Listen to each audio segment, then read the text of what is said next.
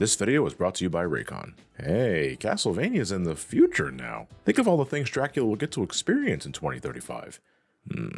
On second thought, why not just settle with some great Bluetooth earbuds instead, like Raycon's Everyday Earbuds Classic? Everything you love about the classic model, but now with active noise cancellation, meaning you can tune out those incredibly annoying requests to do the dishes. But of course, it's also still rocking over 8 hours of playtime and a rechargeable carrying case that gives you up to 32-hour total battery life on the go. The protective carrying case will also keep your earbuds looking snazzy, just don't make direct eye contact for too long. The customizable gel tips also ensure a comfy fit no matter the size of your ears, and I should know, I've been using Raycons for several years now if you haven't been paying attention. They're the perfect companion for when I'm doing household chores that aren't the dishes, or when I'm doing yoga outdoors but can't stand the sound of Mother Nature. What does she know that I don't? No, legit, I think they're pretty damn cozy earbuds. So don't wait up, it's already August, oh god. Go to buyraycon.com/Somecallmejohnny to get 20% off the fan favorite Everyday Earbuds Classic, sponsored by Raycon of course. You can also scan the QR code you see on the screen there to make it nice and simple for you. And as always, thank you all for your continued love and support. I mean that every single time I say that. Now let's continue on with the show.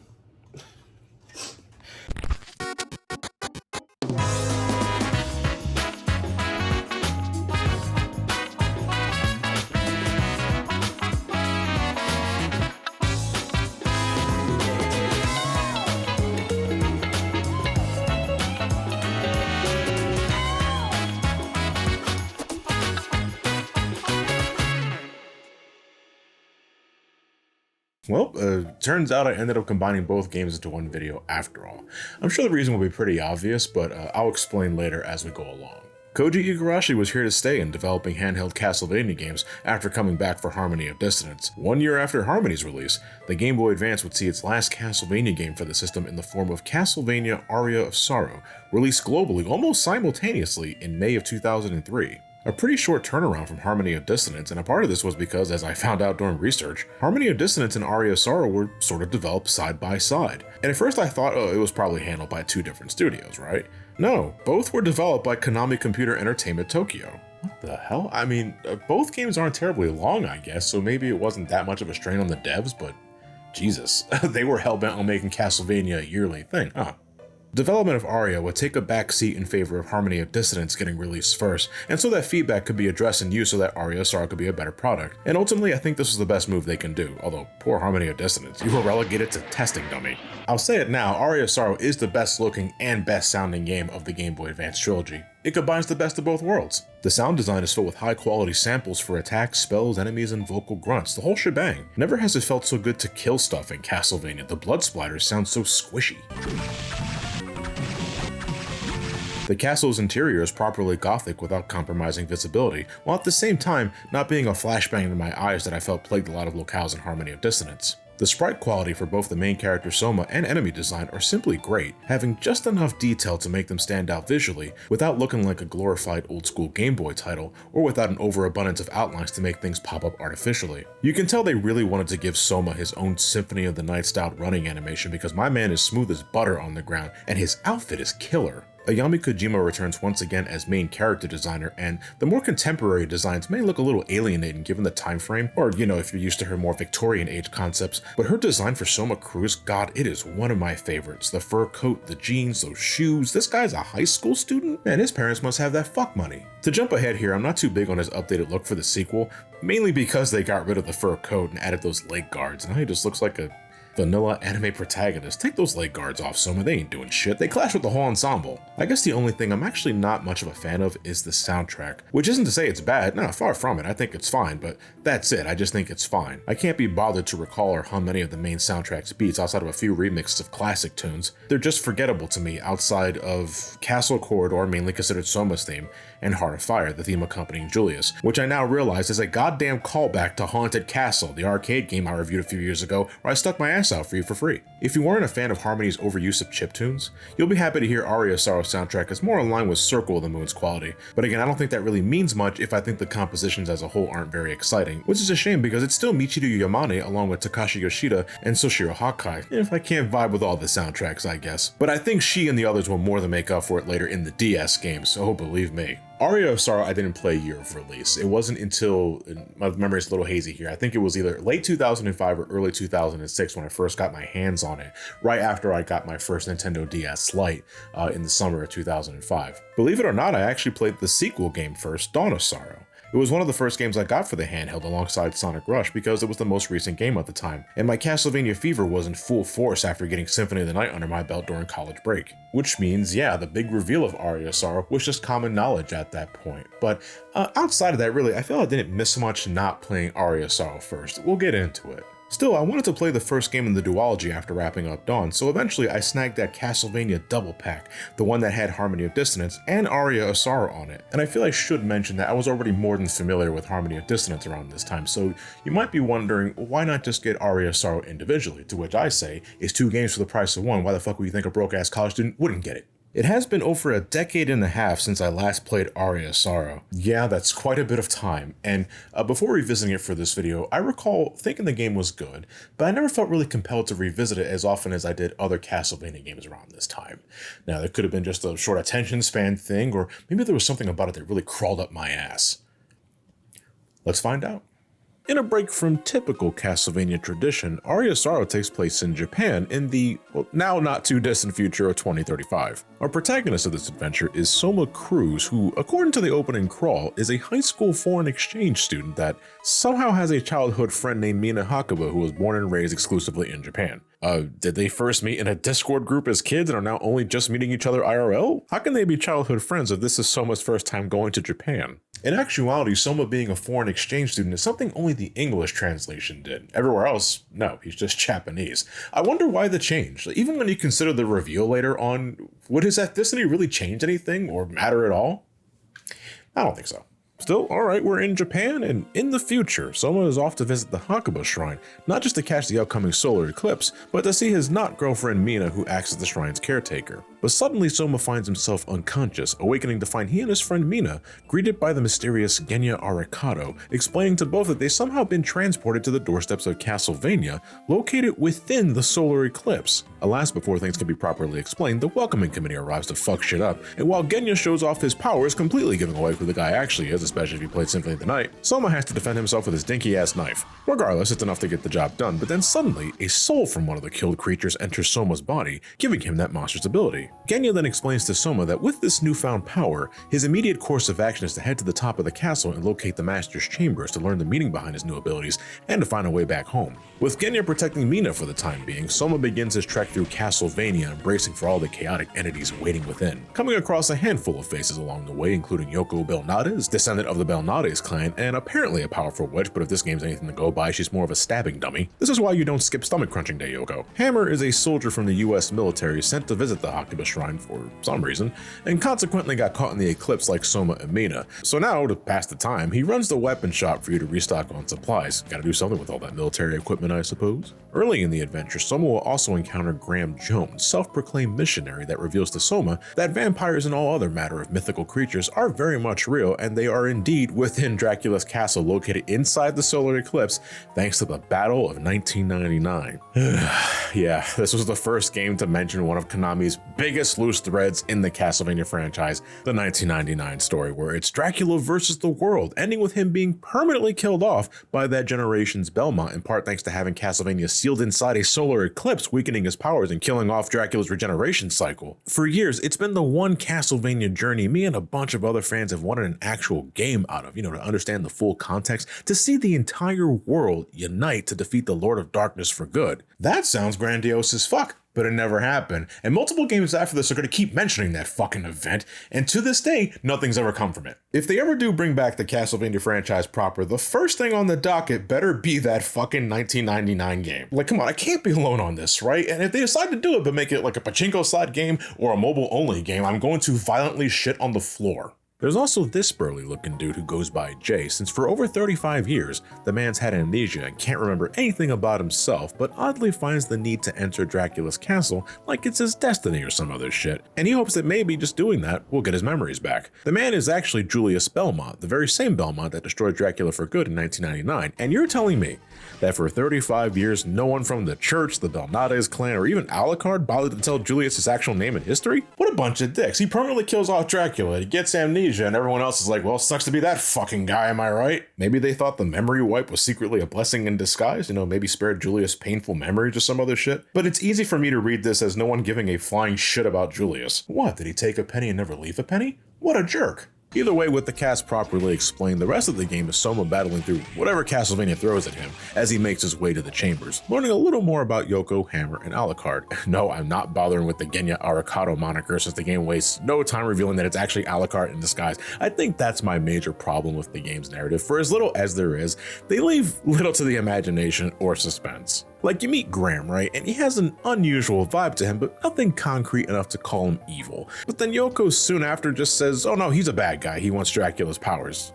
All right. Thanks for just telling me that. Also, thanks for just telling me that Genya is Alucard. When you meet Graham again later, his reaction to Soma's soul-sucking abilities kinda gives away the big thing about Soma, which hasn't been revealed yet, which honestly, I find the only real interesting bit about Aria of Sorrow's plot. I mean, besides the allure of the 1999 event, Soma Cruz is actually the reincarnation of Dracula, discovering this truth for himself after defeating Graham in the throne room and absorbing the castle's powers. No, legit, I think that's a cool twist. We've been technically playing as Dracula this entire time, and man, that is a really nice fur coat. I also think it perfectly complements the reveal of Jay being Julius Belmont and how the Belmont destiny of needing to stop Dracula is something we don't want to see happen this time because of our grown attachment to Soma. A nice little spin on the status quo, but Soma insists that despite being Dracula's reincarnation, he is still Soma Cruz at the end of it all and won't succumb to the evil within.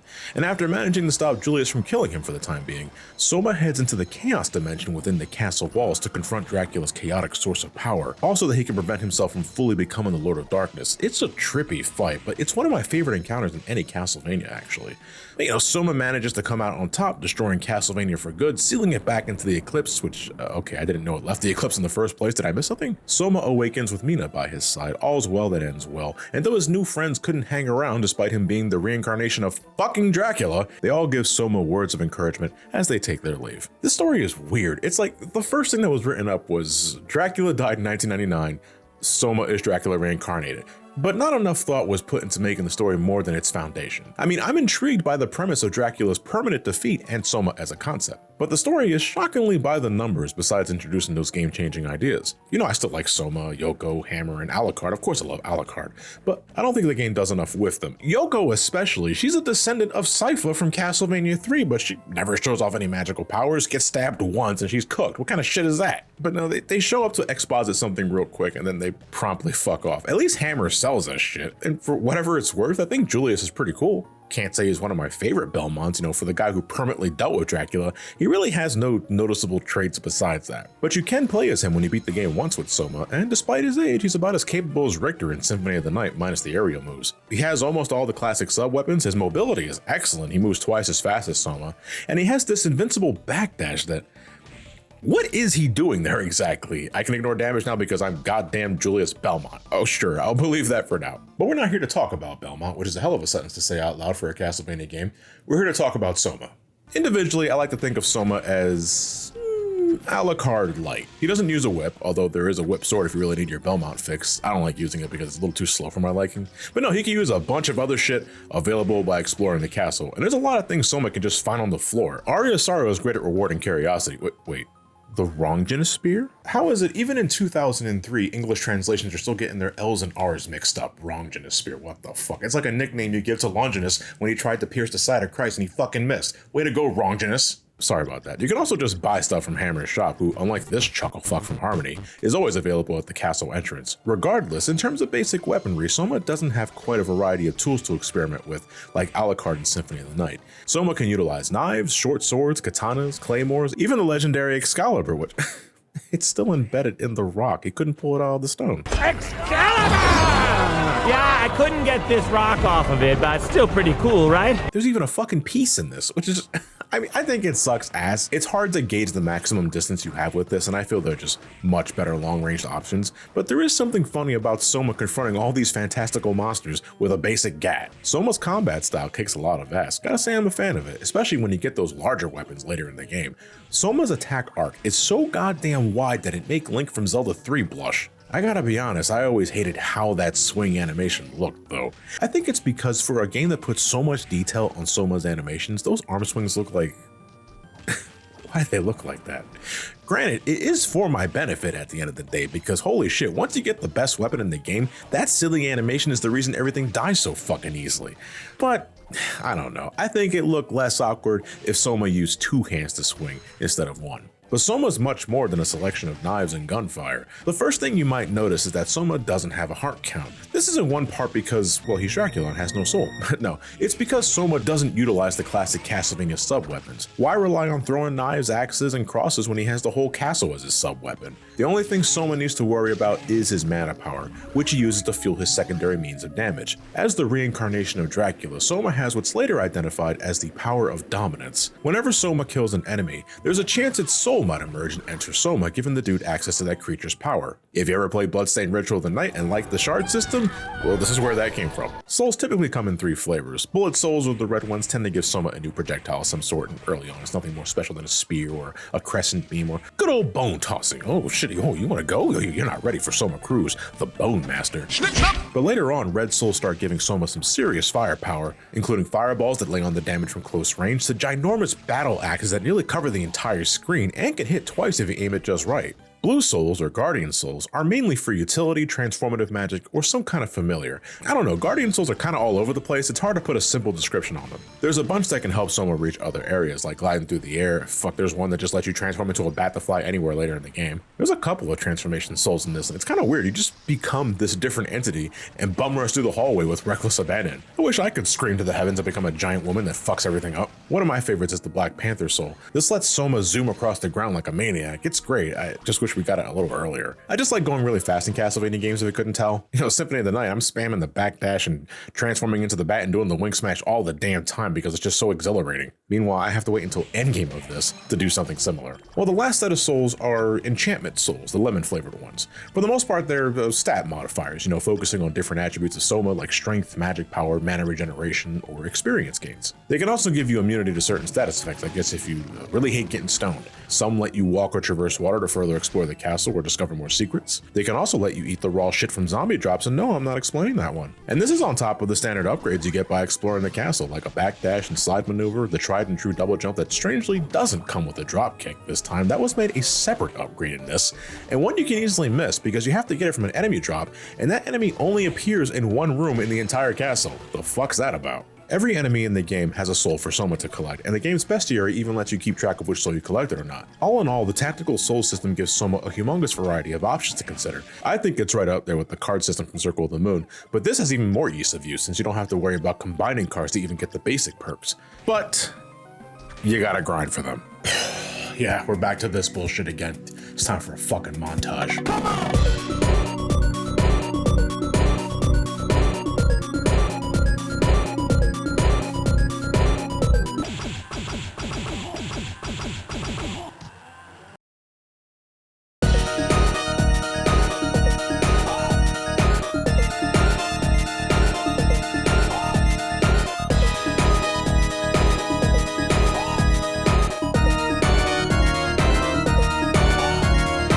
Outside of the mandatory ability souls, every other soul drop is pure RNG, and the only way you can circumvent it somewhat is by either raising your luck, though I've read conflicting reports if that actually works or not, or you get something like the Soul Eater ring, increasing the drop rate of souls, but it costs, dear god, 300,000 gold. Hope you like farming those money bags from candles. That is, unless you're not using the money exploit. It's a little weird to explain, but basically you're tricking the game into buying things from your inventory that aren't there. And if you're not careful, you can cause the game to crash, but pull it off just right, which isn't terribly hard to do. Shit, if I can do it, you sure as shit can. You'll be swimming in the cash in no time. Buy all the healing items, weapons, armor pieces, and Soul Eater rings as you please, and that's exactly what I did. I knew what kind of bullshit I was getting back into replaying this, goddammit. I got the Soul Eater ring as soon as it became available, and it helped somewhat. Aria of Sorrow is one of the shorter Metroidvanias, mainly because it thankfully doesn't bother with any second castle bullshit, but I bet your silly ass your playtime will be a few hours longer anyway just because of soul grinding. Satiating that curiosity, seeing what soul does what. I mean, it's so tempting too. Anytime I run into an enemy that's close to a screen transition, I want to farm the fucker right then and there because everything respawns the moment I reload the room. It's so easy, but goddamn man, even with the Soul Eater ring, some of these assholes are so fucking greedy. The Red Minotaur Soul has to be the worst one, and granted, it is one of the best abilities in the game, man, especially in the boss rush mode. It just fucks shit up. So I get the lower drop rate, but holy shit, man, what's the point of grinding for the Soul Eater ring when all it does is make a 0.% chance of 0.2. And to get the best ending and access the true final area of the game, you need to grab 3 specific souls. The game does hint at this repeatedly. If you make it a thing to visit your not girlfriend back at the castle entrance, she'll give you hints she got from Alucard that'll help you progress or find secrets. There's also these ancient books you'll find that'll point you in the direction you need to go. Aria of Sorrow is a lot of things, but thankfully Cryptic is not one of them. Still, you gotta grind for these souls, and if I didn't have the Soul Eater ring already, God knows how long it would have taken if I didn't. Although I do think they have a slightly higher drop rate compared to other souls for the sake of plot progression. That said, Aria of Sorrow's castle design is legit great, easily beating out Circle of the Moon and Harmony of Dissonance. It has your standard Castlevania set pieces like a courtyard, the clock tower, a haunting chapel and such, but it doesn't feel entirely derivative like with Harmony, where I felt most of that castle's design was on autopilot, or Circle of the Moon where rooms were too goddamn spacious and unapologetically copy and paste.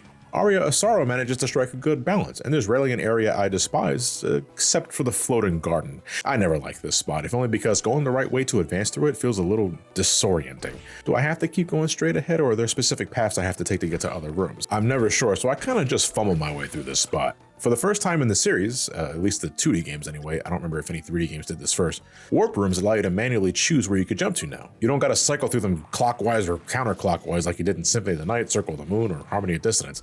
It's such a small change, but it saves a lot of time and I'm appreciative of it. Really, the entire game's design is super tight. My only major gripe is, the damn soul grinding, which, I don't know, I struggle sometimes with how harsh I should be towards the nature of the grind. I have ADHD if it wasn't obvious at this point, and I got a big problem with if I want something really bad, I want to get it now. And sometimes it just starts with a simple curiosity. I want to see what souls I think might be interesting. There's a few here that are real winners and some of them aren't. Like some of them are just a pain to farm in the first place because of enemy resilience. Ow, you motherfucker. That was fucking rude. Or it's something like the Skyfish, which it moves so fucking fast you can't even hit it without using the Chrono Mage Soul to stop time. And even then, you still gotta time it just right so that it's on the screen when you activate the time stop. If not, you gotta reset the room and try again. This sucks. There is a rush of dopamine I get whenever I see those magical orbs leave an enemy's body and go right up Soma's ass. But thank God I never had the urge to fully complete the soul log because life is too fucking short. But Aria of Sorrow holds up pretty damn well. It's better than I remember it being, honestly. Some bosses do kick your ass pretty early on. I think they really wanted to make sure nothing was as brain dead as Harmony, and the damage can stack up if you're not careful. But soon enough, Soma will have the means to take care of himself, and then you're golden. It just feels good to progress through this game. No area is too long, the pacing is damn good, assuming you're not grinding for souls too much. This is a great Castlevania, and one I'm more than happy to re-experience. Aria of Sorrow didn't do too hot in Japan financially speaking, but elsewhere it was a modest hit and reviews were glowing. It was considered the perfect swan song for Castlevania's GBA era, but it was time to look forward to new adventures on the Nintendo DS, and first up to bat was a direct sequel to Aria of Sorrow, Castlevania Dawn of Sorrow, or DS. And can I just say that I'm glad we finally live in an age where all 3 of the DS games have been re-released onto other platforms courtesy of the Dominus Collection. For so many years, these games were just not available elsewhere. You had to have a Nintendo DS to play them, and I'm thankful someone in Konami finally realized this. As a heads up, the Dominus Collection is what I'll be using to capture the DS games. I just don't see a reason not to. Better quality sound, both screens on the same monitor so I can see the map and drop rates without having to switch screens. The only thing I don't like is that I don't think there's a way to view the opening FMVs without the menu interface obscuring the video. I checked the galleries available, but there's nothing there. It just seems like a silly oversight. So I either gotta catch it on YouTube if I want a clean version of it, or I can just use my original cartridge for the DS. And yeah, sadly the copy of Dawn of Sorrow I have here is the original cart I've had since the mid-2000s. The greatest hits cover of this game, if you never saw it, it's the funniest fucking shit. The cover is a picture of the cover of the original game. Did they just lose the original Photoshop file? What the fuck happened there? Let me cover the plot real quick because this game barely has what I'd call a story. It's been 1 year since the events of Aria, and though Soma and his sort of girlfriend Mina think they're safe, they're soon greeted by one Celia Fortner, a leader of a cult that's hell-bent on reviving the Dark Lord, since they believe for God to be all good, there must exist evil to balance the scales, or some other shit like that. At first, she just wants Soma gone and thinks her 2 candidates Dimitri and Dario have enough potential to become Dark Lords, but she soon finds out they're not reincarnations of Dracula, the fucking losers. One has the personality of inspired caviar and the other's an arsonist that laughs too fucking much. So yeah, they eat shit, causing Celia to think, fuck, alright, plan B. So she tries to make Soma succumb to his dark powers by pretending to kill his maybe girlfriend Mina, and it almost works, but thanks to Soma wearing Mina's friendship bracelet, which she got from a cereal box or some other shit, he manages to resist, but then Dimitri's revealed to be still alive, and managed to copy Soma's ability to absorb souls, but he's not a fucking reincarnation of Dracula, so it doesn't work. He explodes into a massive sentient shit full of corpses where Soma properly ends the menace once and for all, and that's the plot of Dawn of Sorrow. It's fine, but it's extremely vanilla and maybe a little too simple. It also doesn't tell us anything we didn't already know about any character, nor does it further explore the Battle of 1999 thread that Aria set up previously. Yoko should probably consider getting a restraining order for Hammer though, because the man's obsession with the girl is a level of pathetic that just hinges on the verge of being stalkerish. Come on, man, move the fuck on. Anywho, so a lot of people liked Aria of Sorrow, so for the jump into new hardware, Koji Igarashi and company decided to just make Aria of Sorrow again for the Nintendo DS. And this is primarily the reason I decided to combine both games for this video, because, so I said earlier that I played Dawn of Sorrow before I played Aria of Sorrow, right? But then, I eventually get to Aria of Sorrow, and on my first playthrough, I'm slowly realizing, oh shit, Dawn of Sorrow really didn't change a whole lot, huh?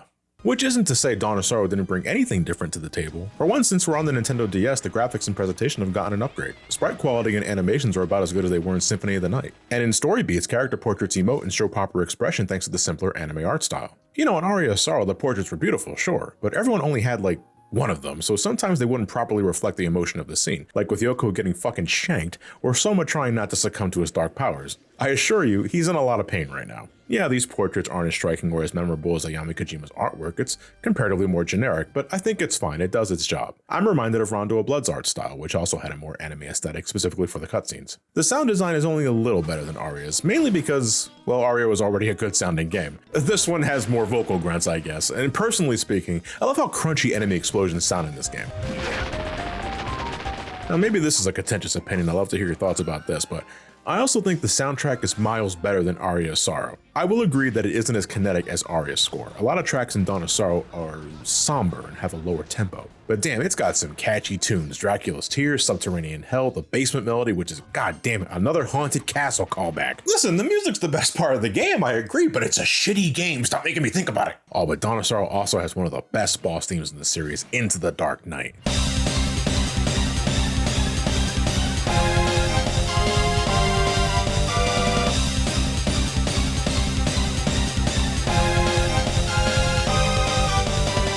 This is so good, I never get tired of listening to this one. Seriously, that theme fucks. Dawn of Sorrow soundtrack is a keeper.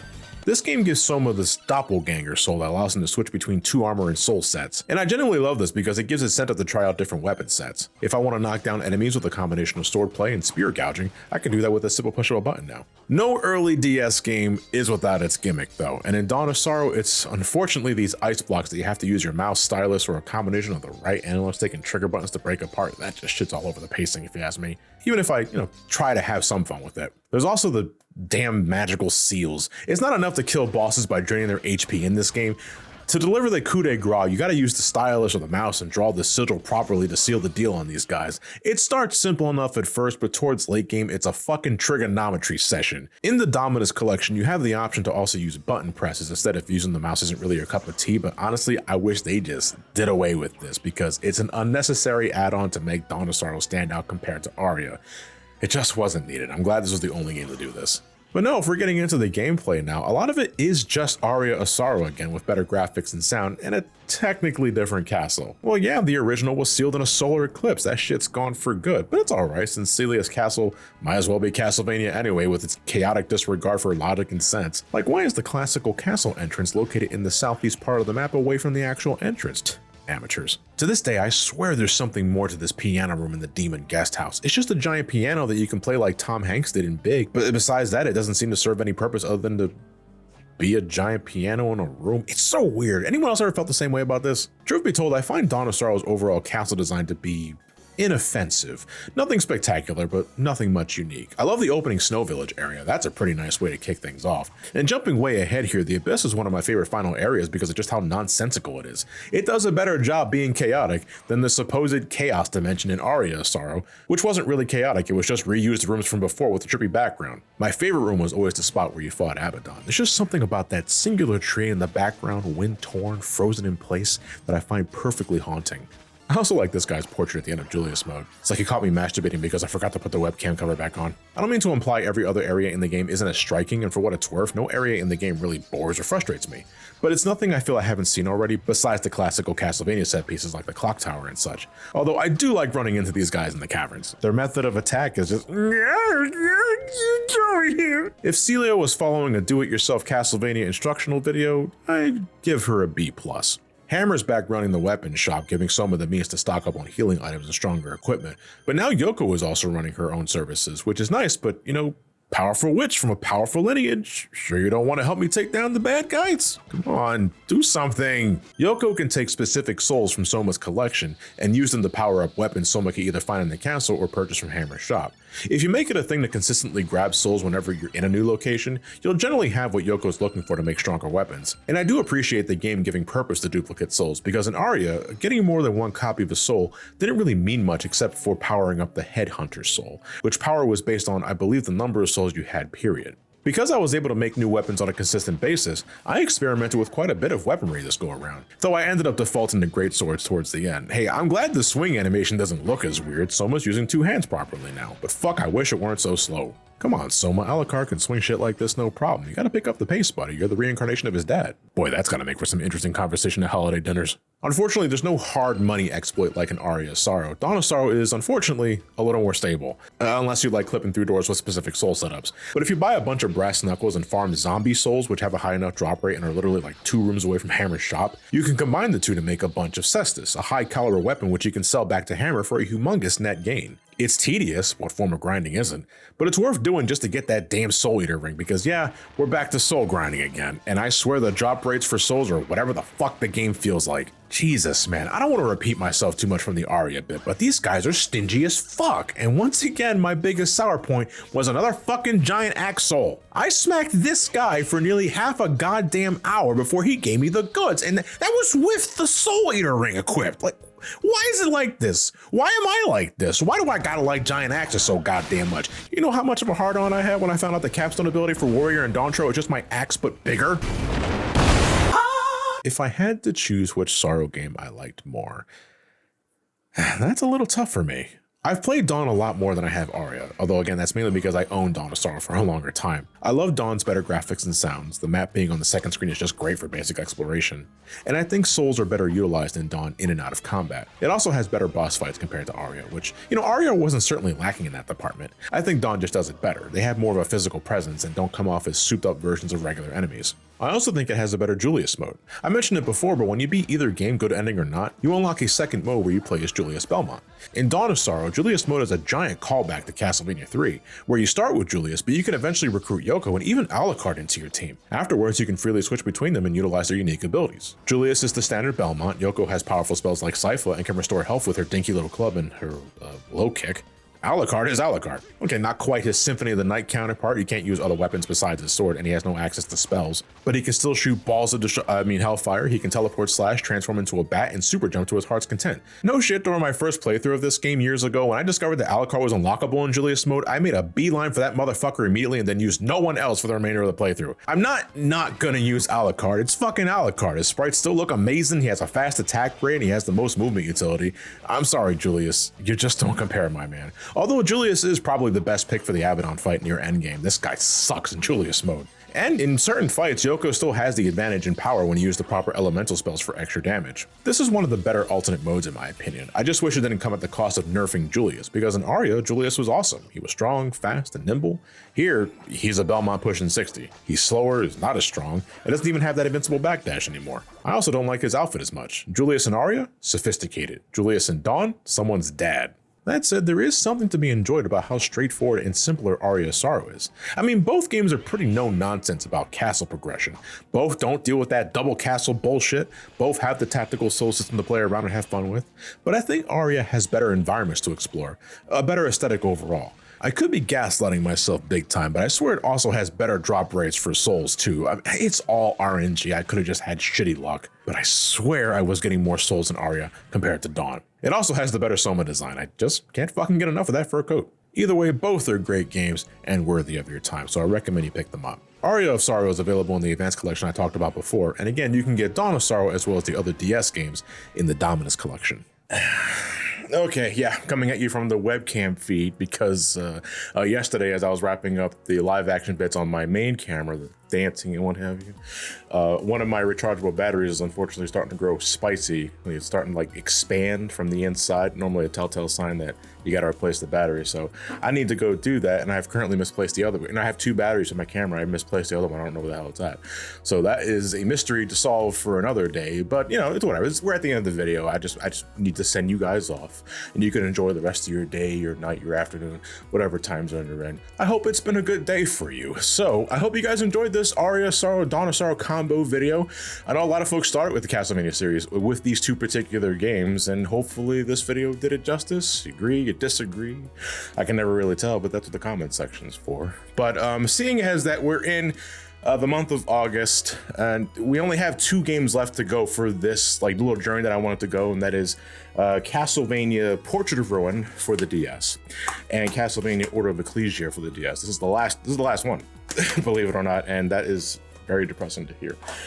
But because I know some of you probably won't care for the Castlevania games, or you know, like he's been on the Castlevania binge for way too long already because these videos are like so far apart from each other. I'm aware. I'm going to next time going to upload the video I had prepared for Too Many Games 2025. My patrons have already long seen the video because I think I uploaded it there late June, early July, not too long after the convention was over. But you guys are finally going to see it on YouTube for yourself. So I hope you guys enjoy what I have in store for you guys for the next like I guess string of videos I have planned after the Castlevania handheld stuff. And again, I don't want to waste too much of your time here because honestly, I think even after all these years that I've been doing this, the hardest parts to film, especially now more than ever, have been the end of it because it's not scripted. I'm just talking to you guys in front of the camera and hoping that I don't stammer or stumble or repeat myself too often. And because if I become self-conscious even for a tiny fraction, I restart the entire thing. And it's like, well, thanks for wasting your time, John. See what I mean? Because I'm rambling. But anyway, I will catch you guys in the next video. But before we go, I have some more Patreon shoutouts. So, okay, that looks good. Okie dokie. All right, so shoutouts to some more patrons here. And if you watch both Somecallmejohnny and SGB, you're bound to hear your name like probably twice in the span of like a month or something like that. But you know, that's part of the deal. You watch both channels, you're gonna get shouted out twice. So shoutouts to Krabby Charbo, Gemini Poison 2000, Mad Duck, Boss Karma, Dominic Ferguson, Joshua Williams, Shotaro Joestar, Geo Dio, Lunar Paladin, Blake Jekyll, Phil, Jimenez, Garrett Ray, Thunderstorm, Skull Designs, Kate the Cat, Cartnock, SSY Baby, SS, oh, it's like a MySpace name, Pride 64, Jarrett, Dominic Hunter, Loco Rotor, Demos Pizzas, Root, Elijah Boggs, Commissar Luigi, Supersonic 28, Fox Alicious, Q New 1997, Rush Art, Aaron S, The Dark Jedi Knight, Inari, Darth Kimmy 15, Gamma Gantle, Shaden 99, DJ Spin Dash, Studio Oddity, Sinjit Randawa, Chenik Stewart, That One Gaming Guy 81, The Can Man, The Almighty Fool, Quartz, Daisy Foxtrot, Timothy Charlton, Dom Petretta, Spider Luigi, Noah Was Bios, Afik Eliyahu, Kenny Rutter, Mason 309, Brownie Mutt, Zunker Frozen North, Jorge the Fallen JC, Master XXS, JD Grawl, Yusuf, Howard Ord, Zion Faradu, Gwen Armpits, Gredrick, Stubby, Noah Filian, Dark Mercy, Anon Snake, Reaper, Sakuraba, Torakage X, Hawkwing 2652, B612 Gonzalo, Heckla Games, Colin Cannot, Nicholas Scott, Yuma Crafter, Resident Ace, Morgan Jack is back, Hellfire, Remnant, Aiden Smith, Neolab, LOLY, Ryuga Kiryu, EIP, Schmitty, Caesar, Super Crazy, The Manitin, The True Texican, Cobalt Dragon, Arcanist 729, and finally for today, Peace Cody Matt. I was gonna say PC Odie Matt, but that's not right at all. It's P Cody Matt. More Patreon shoutouts to follow at the end of the next video, which is already done. All I gotta do is just wait a bit and I'm gonna upload it, and there you go. So I guarantee you won't be waiting long for this one, because if something happens again, it might be because I'm actually dead. So I'll keep an eye out on my social media for any updates on regarding that one. But anyway, you guys enjoy the rest of your night. Thank you so much for watching, and take care.